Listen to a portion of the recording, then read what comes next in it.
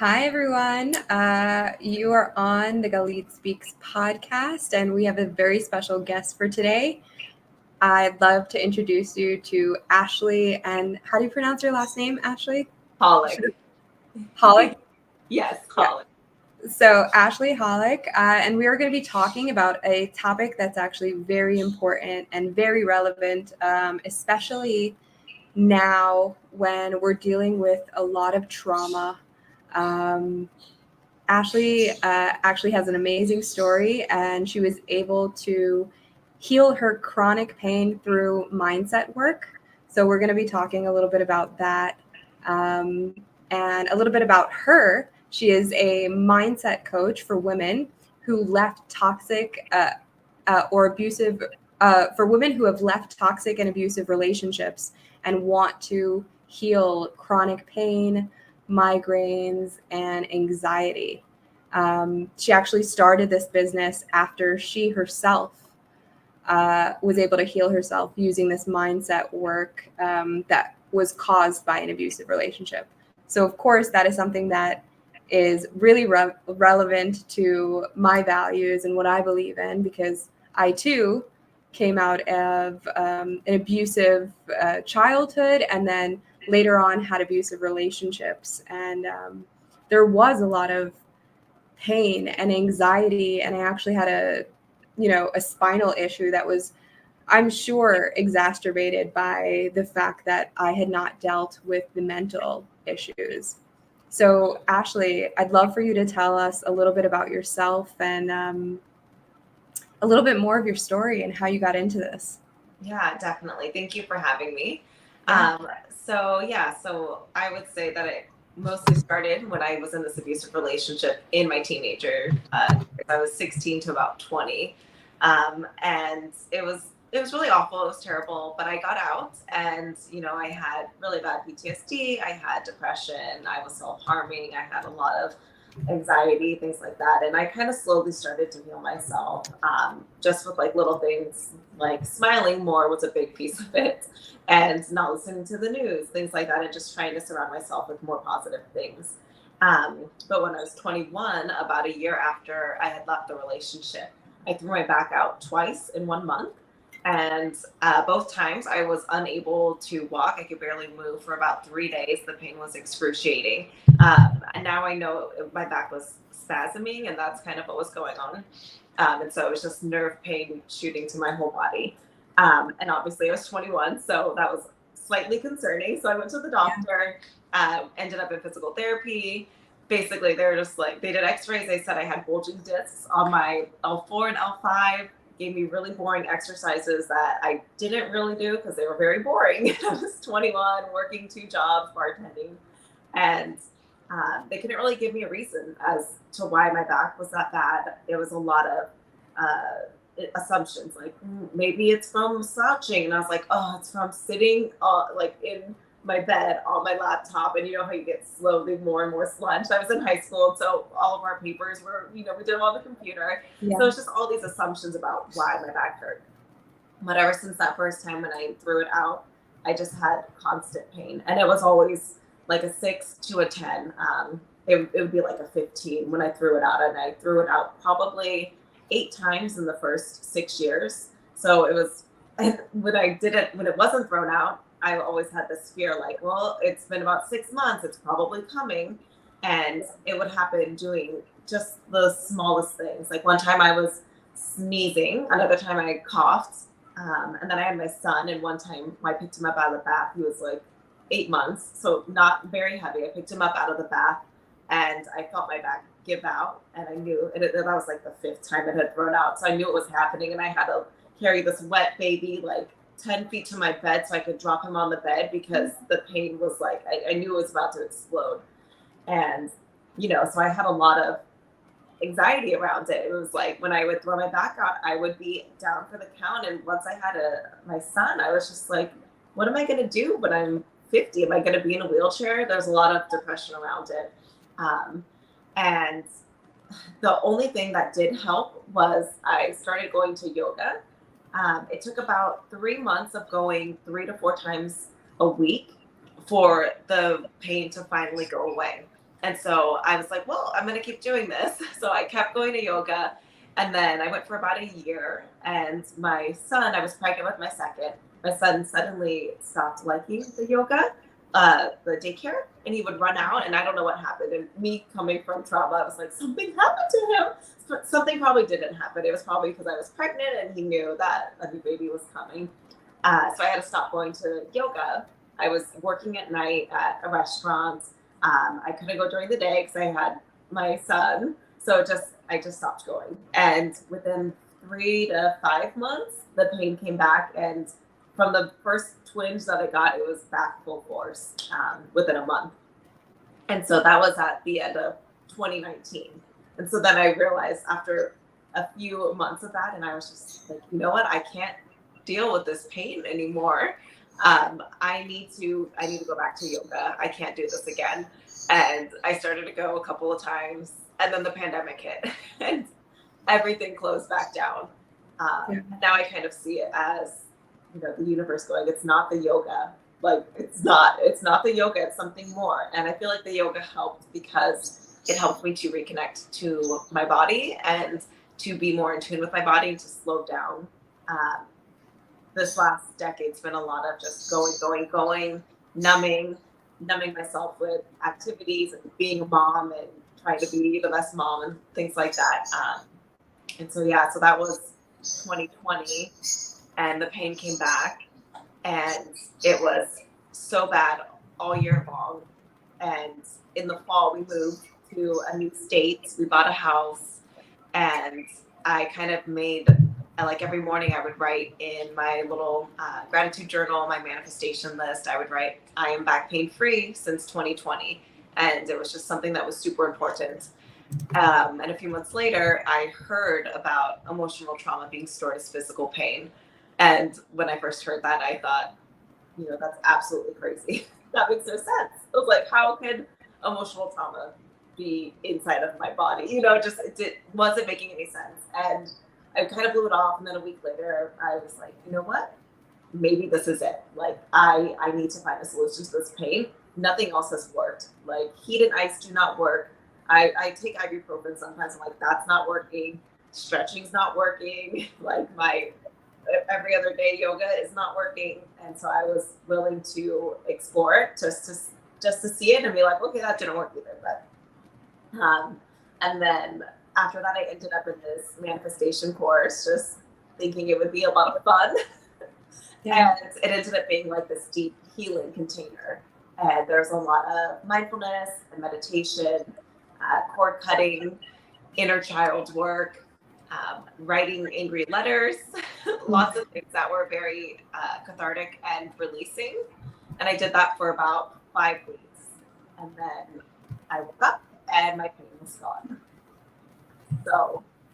Yeah, I feel like I identify with your story so much because I also had a spine injury. And I grew up in a childhood where my home was, I had an abusive father. And so it was a very traumatic situation as a child. And I was diagnosed with my spinal injury when I was 16. And they said that I somehow had the back of a 50-year-old construction worker. And it was that L4, L5, L5S1. And that is where, your lower spine is where you hold all of the stress and all of the trauma. And, I spent 7 years, I had 7 epidural injections. I had tons of physical therapy. I had 2 spinal surgeries, one small and then a large one. I had a I ended up, the big one was the one that really changed everything for me. It took about I had a double level fusion of my lumbar spine, and that actually, it took me about 1.5 years to heal. And during that 1.5 years, I also worked on getting a therapist and talking out all my problems. And you know what? I've been pain-free since then. And it makes so much sense that it, because there are so many people that, and they even told me when I had my surgery, this type of surgery, every 10 years, you have about every 10 years, you're going to injure the disc above it. And you might need another surgery in 10 years. And I passed that 10-year mark about 2 years ago. And I'm still pain free. And I do firmly believe that it's because I have dealt with this. I have dealt with my trauma. I talk about my trauma. I don't hold it in, because I think that's where it stems from like this actual physical holding in the pain, holding in the trauma, and trying not to have it affect your life, but instead it wrecks your body. So I identify so strongly with what you're saying, and I did the yoga as well, and I do think that it does allow you to kind of like breathe and connect with your body, which are two of the biggest things in mindset work, is like really acknowledging who you are and coming into yourself and acknowledging yourself.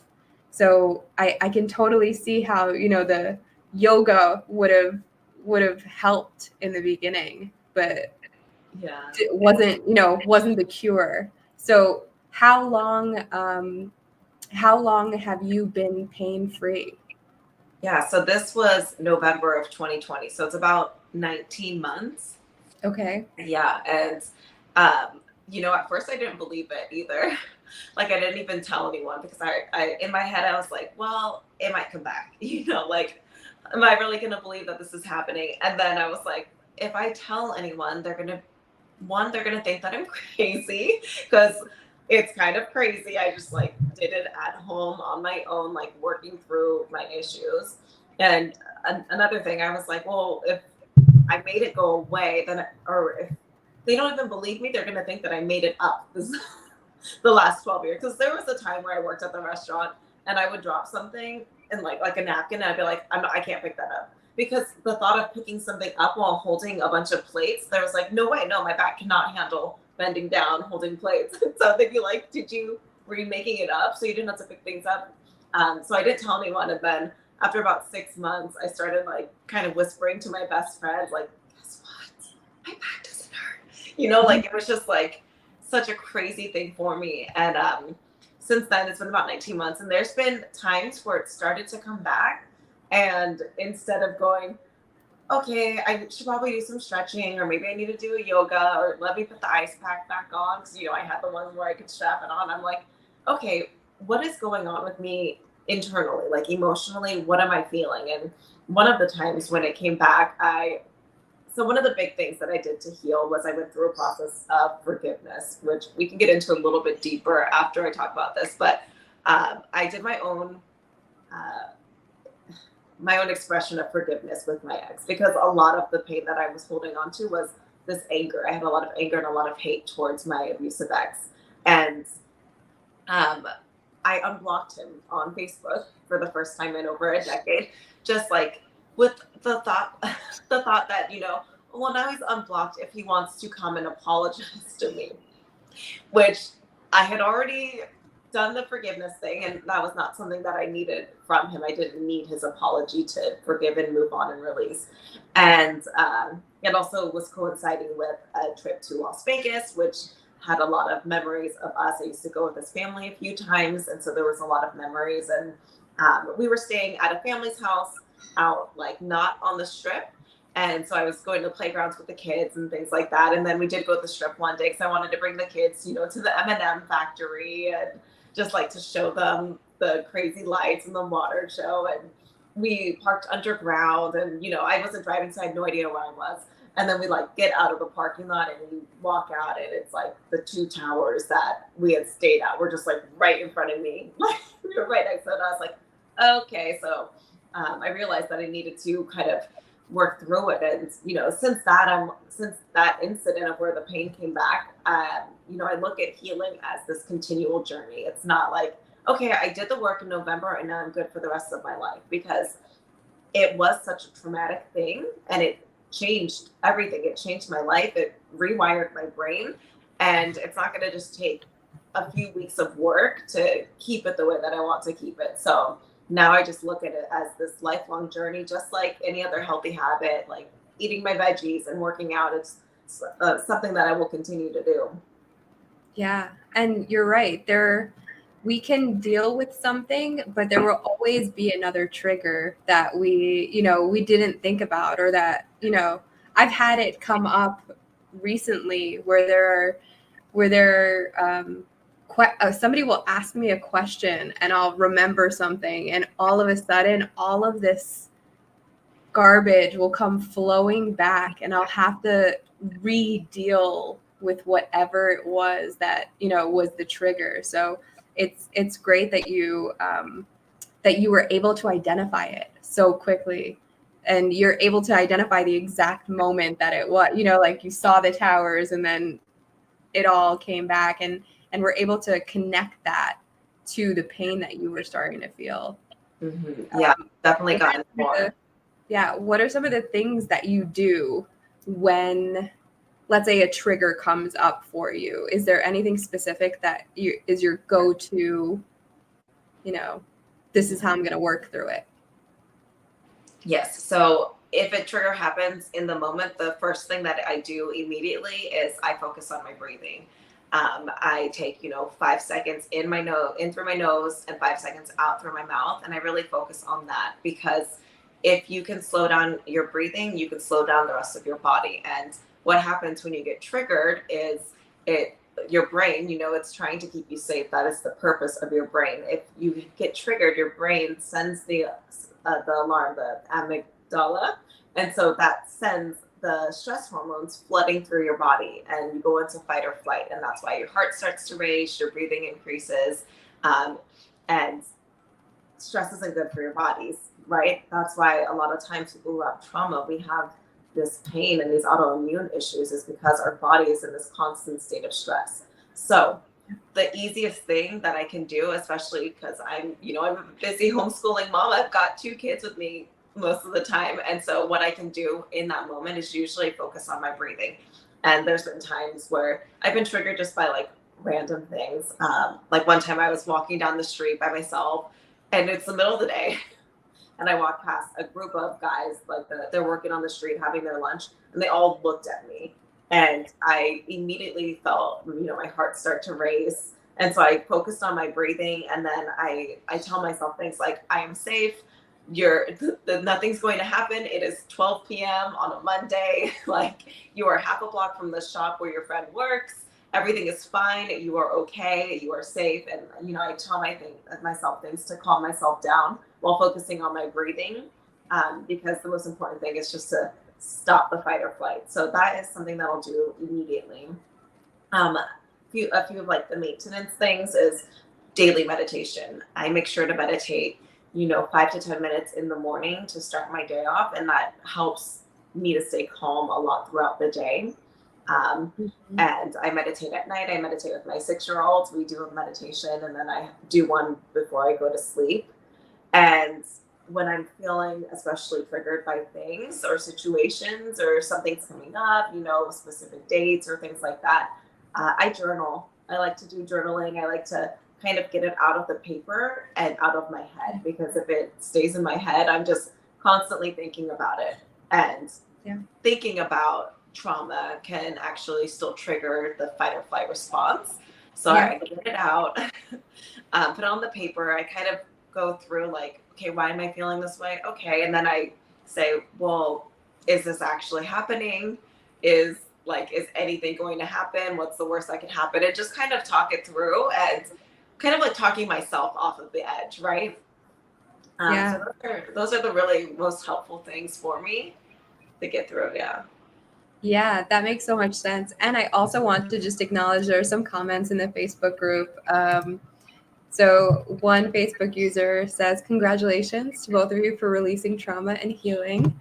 And someone also said that they're loving this deep dive on releasing trauma from our body in the Righteous Revenue Fishbowl, which is our Facebook group. Yeah, thank you so much. Those are great ways to release trauma, and I especially love the last part that you said, which was asking yourself, telling yourself this is not actually happening, and then asking yourself, am I in danger right now? And kind of releasing that flight or fight response. Yes. Yeah. So important. Yeah. Because, this last year after I healed, I was like, okay, I need to know more about this. And so I've been researching all I can about how trauma affects our brains and our bodies and all different types of releasing it. And I don't know if you've read The Body Keeps the Score. No. You haven't read that book? Oh my gosh. No. It's an amazing book. It's very, very dense. So I haven't even finished it, but it's like a user manual to myself over the last decade. It just explains so much, like with scientific research about why trauma affects us the way that it does. And they do brain scans and everything. So it's like, okay, somebody's talking about what actually happens, because I feel like no doctor ever tried to help me. I went to the emergency room probably 3 times for my stomach pains. Because it would hurt so bad that I thought my appendix had burst. And so I was like, I need to go to the hospital. And, they tested me for Crohn's, and basically were like, you must have IBS or something. I'm like, I don't know. It hurts really bad. And no one ever asked, have you been in any emotional trauma? No doctor ever asked me about that. They just said, with my back, they're like, oh, did you pick up something heavy? I'm like, I'm a 21-year-old girl. No, you didn't. I make everyone else, like I bartend, I'm like, I make them pick up the mats. Like, no, I didn't. Did you get in a car crash? No. So it's wild. Yeah, and that's why I think that modern medicine, they try so much to disconnect the body from the mind, whereas, the body and the mind are so completely interconnected. You are one being. You cannot, and that's why I've actually gone more and more towards holistic medicine and naturopath. Like now my primary care physician is pretty much a naturopath. I have a primary care physician, but I go to my naturopath way more because I also had a heart condition from COVID. I got COVID right at the beginning. So, like the first COVID that was super strong and just tearing people's bodies apart. And there was a lot of trauma that was associated with that as well. And I developed a heart condition from it. And I went to cardiologists, I went to endocrinologists, I went to neurologists, I went to every specialist that they sent me to. And the person that figured it out was the naturopath, because he looked at my body as an entire system and not just, oh, I only take care of the heart, so I'm just going to look if something's structurally wrong with your heart. Or I only look at these hormones, so I'm going to look specifically at this, I'm going to run only this panel of testing and like only these blood works, and then I'm going to send you off to somebody else. And you really need to speak to people who recognize that our bodies are connected. Everything is connected in our body. Like our mind is connected to our body, and the way that we handle our emotions is also connected with it. That was one of the things I also had to work on, is the anxiety that came with thinking that I was going to have a heart attack all the time. Oh, wow. And that was like made me go to a place of trauma, and made, other things in my body start to feel off.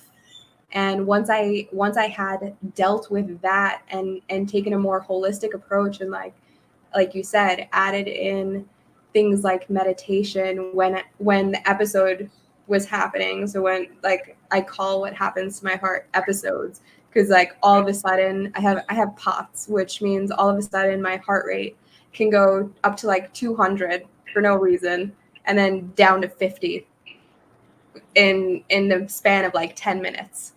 And so that's a really, when it happens, it's really scary. And one of the things that I had to learn was like to take myself out of it and to breathe and to meditate and allow myself to like regulate and come back down. And for me, so I don't know if you noticed, but when I first signed on here, my hair was super wet. One of the things for me is going into the water. I am a water person, and going into the water is my meditation. I always said, besides for regular meditation, right? My place, when they say to go to that place in your mind that makes you feel the safest, mine is laying back in the ocean. So when I have something going on with my heart or anything else, that's where I'm going, right? I'm going into the water. I'm getting back to the place that I feel the most calm and comforted. And that's where I can work through my trauma. Do you feel like you have a specific place that you go? Yeah. Yeah, I really like the rivers. We're in the middle of Texas, so we're not near the ocean.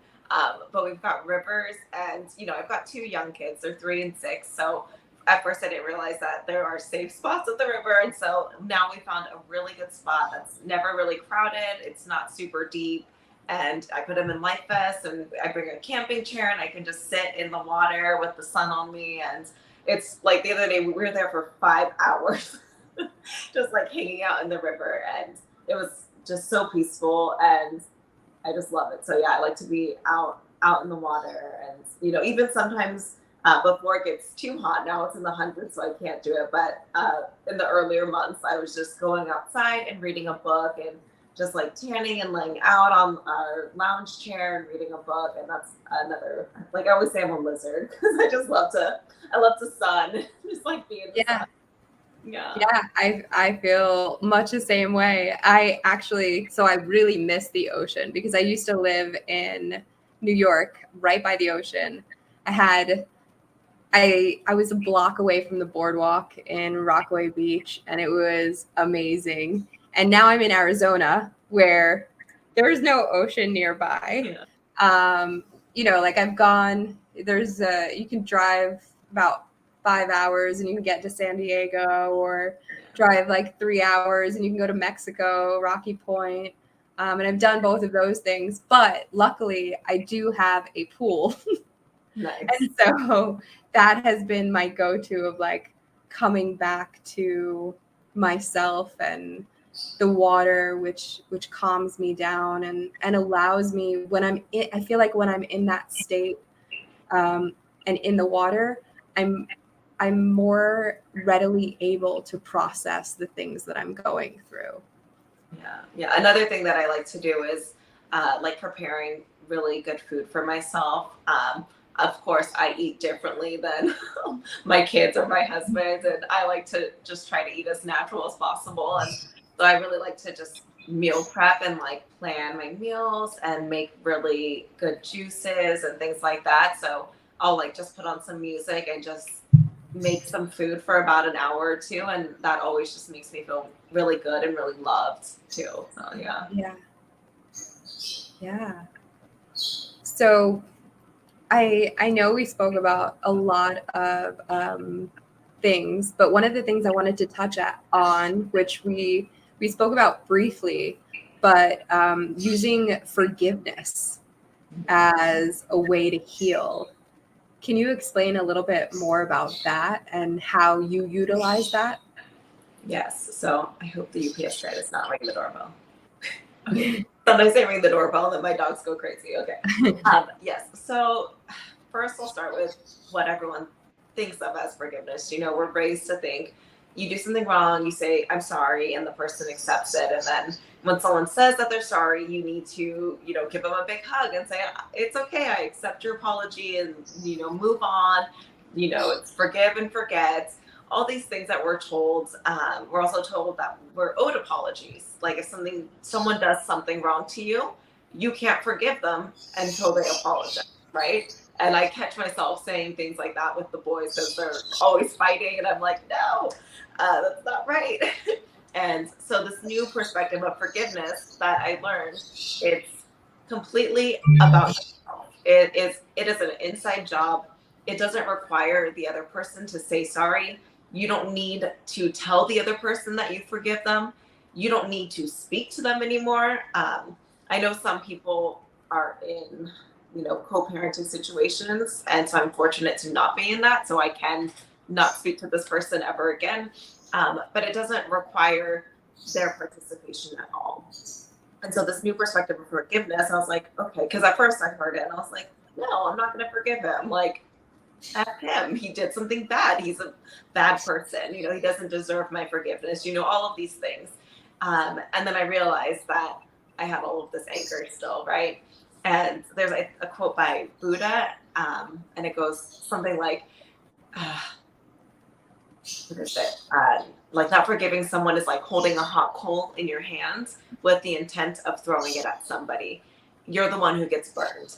And, that really resonated because I'm the one who's still angry. I'm the one who's still in pain.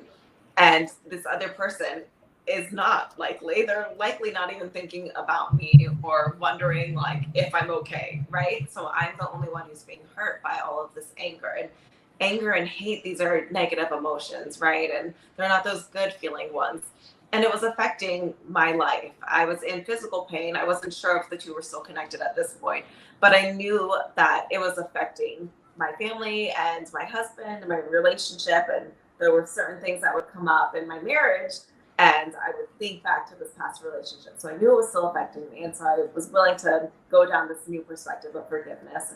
And so I did a few different activities, journeys, I would say.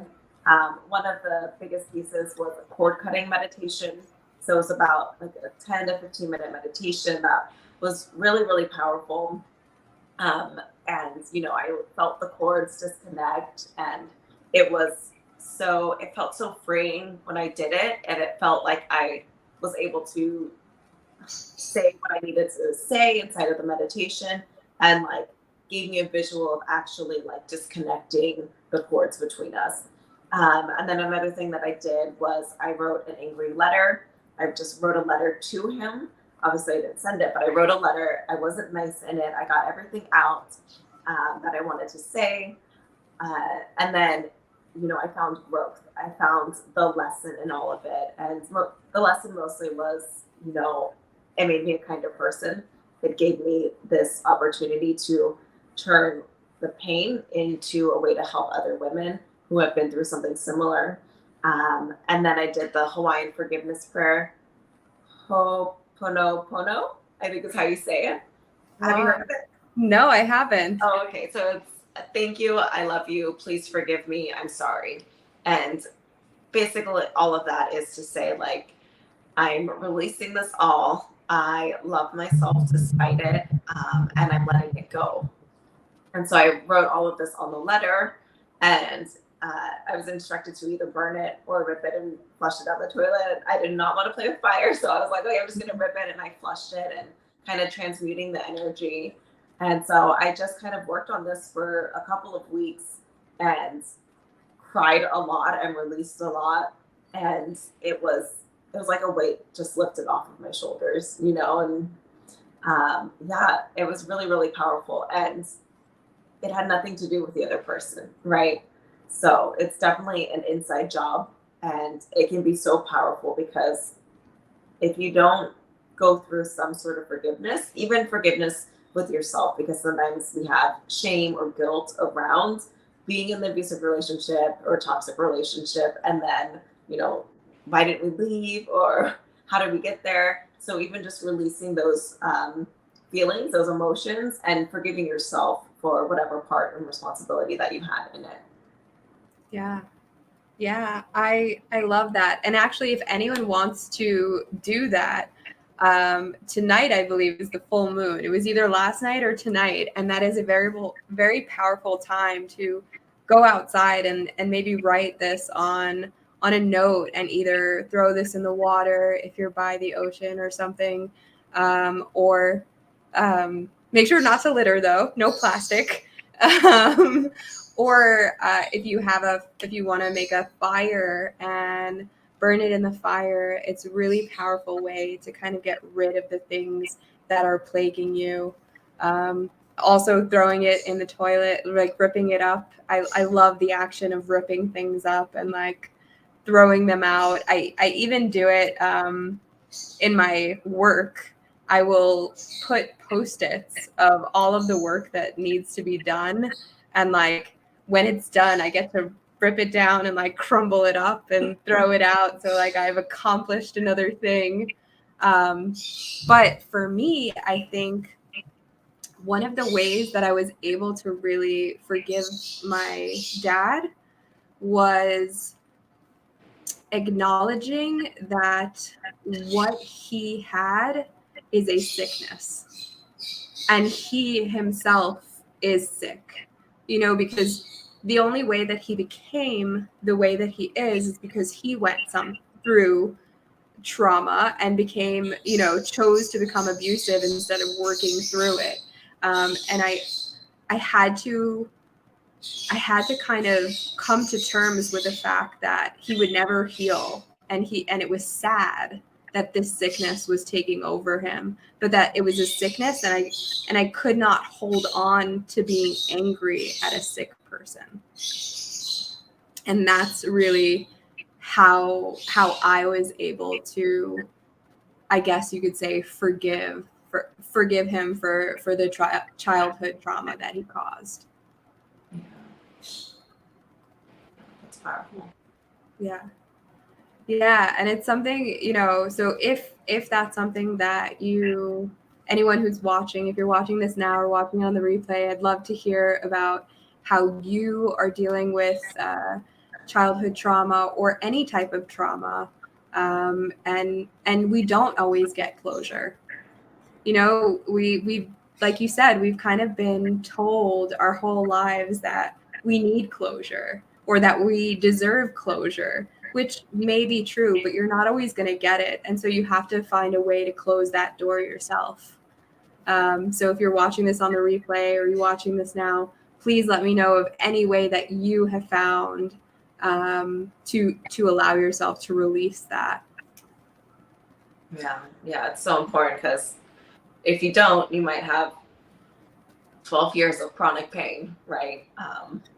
But I didn't know. I had no idea.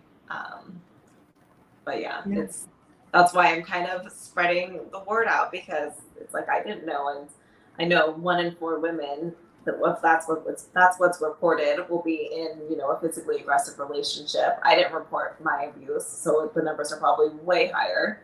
And so many people have autoimmune conditions and back pain and migraines and all of these issues that are probably being diagnosed as something else. So it's just, I'm spreading the word to let people know that it could be because of something emotional that happened to you that you need to heal and work through. Yeah. Yeah. I was like, oh, cutie coming in. I love my office, but the only thing is the doors don't actually shut. You can just push them open. So.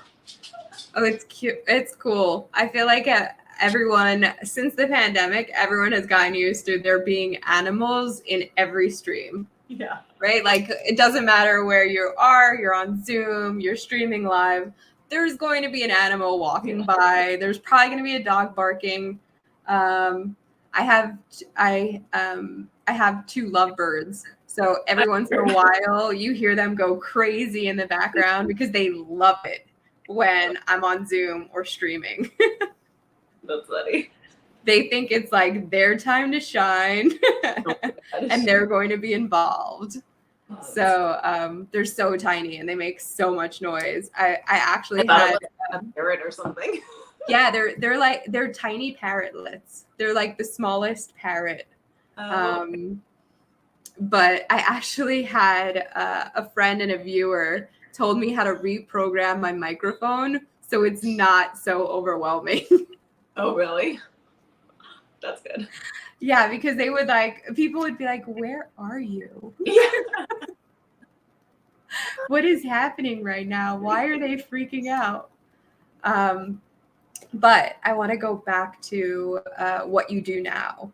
So can you share what you do now and how people can work with you if they feel like they need to, there's some type of trauma that they need to heal from?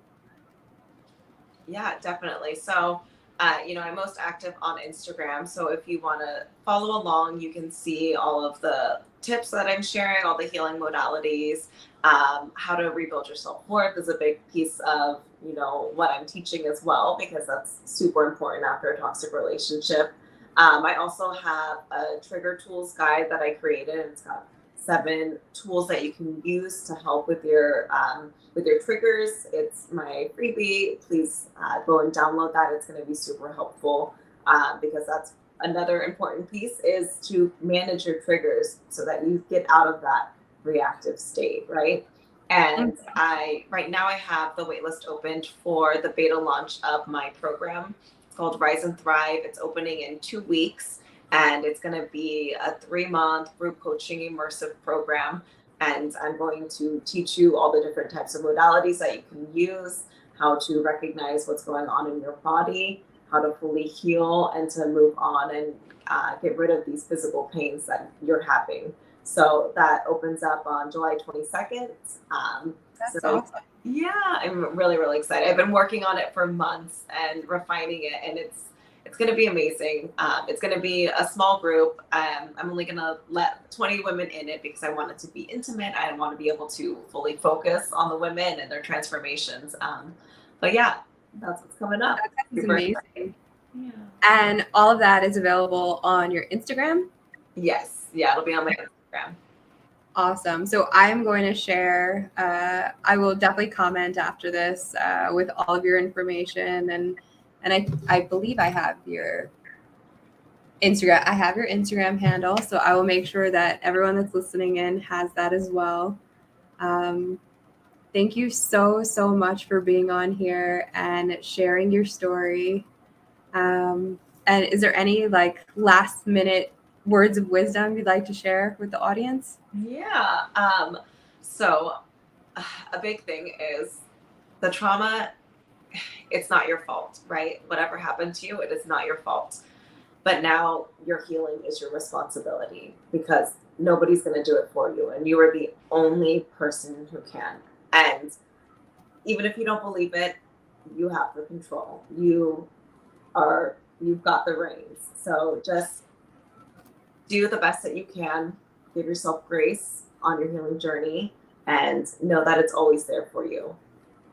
That is so, so powerful. Thank you so, so much for sharing, Ashlee. I really appreciate you being here. And I hope to work with you soon as well. I would love to, I'll speak to you after this, but I'd love to find out more ways to collaborate and how I can include you on more. Yeah. Thank you so much for having me. Yeah. All right. And if anyone tuning in wants to reach out to Ashlee, I will share her information. And if you need to speak to me, you can always reach out. If you're listening to this podcast on YouTube, please subscribe, and share. If you are listening to this on Anchor, please tell your friends.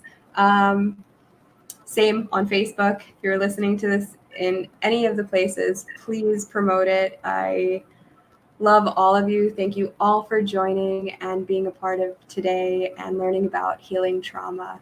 Have a great day, everyone. Bye. Bye.